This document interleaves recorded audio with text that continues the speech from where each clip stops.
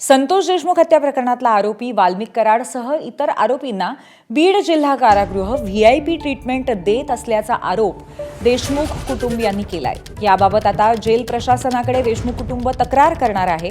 तसंच माहिती अधिकारात कारागृह प्रशासनाकडे देशमुख कुटुंब सीसीटीव्ही फुटेजही मागणार आहे। कारागृहातले अधिकारी बक्सार मुलाणी आणि कर्मचारी ज्ञानेश्वर डोईफोडे, कृष्णा ढाकणे, सुधाकर मुंडे हे सहकार्य करत असल्याचं त्यांनी म्हटलंय। याची दखल न घेतल्यास मुख्यमंत्र्यांकडे तक्रार करण्याचा इशाराही त्यांनी दिलाय।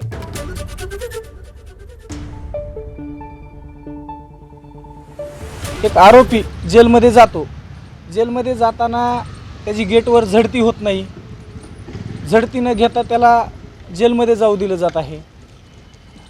परत 2-2 तास त्यांना हिशीवर बोलण्यासाठी दिलं जात आहे। हे नेमकं कुणाला बोलत आहेत, हे लोक कुणाला बोलत आहेत, काय बोलत आहेत, किंवा जेलमध्ये बसून त्यांच्या केसचं बाहेरचं नियोजन लावत आहेत किंवा काय करत आहेत। त्यांना गुप्त रूममध्ये CCTV बंद करून त्यांची चर्चा होती, तिथं बाहेरच्या लोकांना त्यांना भेटी दिल्या जात आहेत, वेगवेगळे प्रकार तिथं घडत आहेत। दरम्यान संतोष देशमुख हत्या प्रकरणातील आरोपींना व्हीआयपी ट्रीटमेंट मिळत असल्याची तक्रार यापूर्वीच केल्याचं धनंजय देशमुखांनी सांगितलंय। यानंतर आता लेखी तक्रार करण्याचं त्यांनी सांगितलंय। दरम्यान त्यापूर्वी जेल प्रशासन वास्तव समोर आणतं का याची वाट पाहत होतो असंही धनंजय देशमुखांनी सांगितलं। आरोपींना व्हीआयपी ट्रीटमेंट मिळत असल्यास संबंधितांवरती कारवाई करण्याची मागणी धनंजय देशमुखांनी केली आहे। धनंजय देशमुख आहेत। खरं तर हे फार दुर्मिळ असं एखादं हत्याकांड म्हणावं की ज्याचं रिपोर्टिंग किंवा मीडिया ट्रायल अशी अगदी 2 महिने 2.5 महिने झालं सुरू आहे, पण या संदर्भात कधीही पोलिसांनी भूमिका समोर येऊन मांडलेली नाहीये।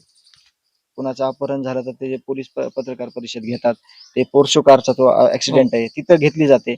परंतु इथलं जे जिल्हा प्रशासन आहे, पोलीस यंत्रणा, त्यांनी कधीही, तुम्ही बोलतात त्याला अनुषंगूनच बोलतो मी, की त्यांनी कधीही असं डोक्यात आणलं नाही किंवा आणून दिलं नाही की आपल्याला एक पत्रकार परिषद, जे काही समाज आहे, जे काही जिल्हा आहे, जे बीड जिल्ह्यामधले जे काही लोक आहेत त्यांच्या समोर आपल्याला एक पत्रकार परिषद घेऊन या गोष्टींचं काय चाललंय, पुढं काय होणार, आता सध्या काय चालू आहे, याची तुम्ही म्हणतात त्या गोष्टीला मी सहमत आहे की तशी पत्रकार परिषद पोलिसांकडून घेणं अपेक्षित होतं, जेणेकरून सगळ्या लोकांना कळलं असतं की यांचं काय, म्हणजे कशा पद्धतीने यांना सगळं ते ठरवलेलं आहे, पुढं काय करायचं, कसं हे सगळं तगडबंद करण्याचं यांचा प्लॅन आहे ते लक्षात आलं असतं आणि प्रत्येक गोष्टी सोप्या गेल्या असत्या।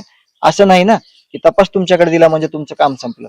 तुमचं प्रामुख्यानं तुम्हाला काय त्यांना मदत करणं होते ते केलं पाहिजे होतं, पण तसं जर झालेलं नसेल तर आमचं दुर्दैव आहे आणि ते चार्जशीटची कॉपी आपल्याकडे आल्यानंतर आपल्याला कळणार आहे त्या कॉपीमधून की यांनी काय मदत केलेली, त्यांना पॉझिटिव्ह काय केलं आणि निगेटिव्ह केलेलं असेल तर ते आमचं दुर्दैव असेल आणि आमच्यावर तो खरा मोठा अन्याय झालेला असेल हा केस पोलीस प्रशासनाकडून। स्थानिक पोलीस या संदर्भात बोलत नाहीयेत, कारण स्थानिक पोलीस प्रशासनाचं म्हणणं आहे की हा तपास आमच्याकडे येत नाहीये, आम्ही फक्त त्यांची यंत्रणा म्हणून काम करतोय।